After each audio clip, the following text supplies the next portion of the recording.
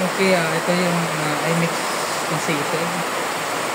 Medyo tricky lang yung issue niya. Sa channel 1, dito na lang ako nahihirapan kasi nagkakaroon siya ng clipping. Tapos tumataas yung supply sa stepper na umaabot na 100. Then nag-flip yung signal galing doon sa may IC.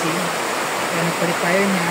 Nag-drop yung supply ng 15 volts down to 7. Nagpalit tayo ng IC.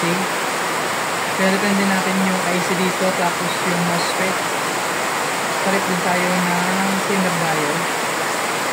Kali under observation pa to. Tingnan natin kung lalabas yung issue niya pa. Focus muna sa iyo.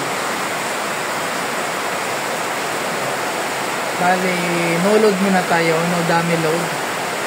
Chine-check lang ko lang kung balance or pantay yung labas ng clipping ng both channel.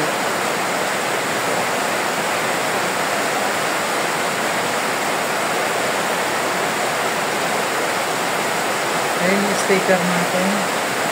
Yung supply naman dito yung data.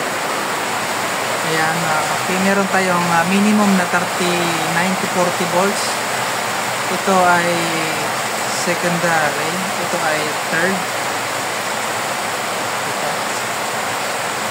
Then yung stator natin,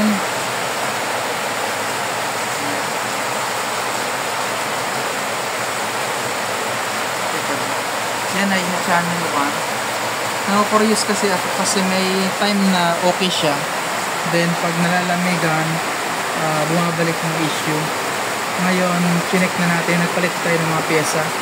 Nagparalit na tayo dito. Sana okay na to.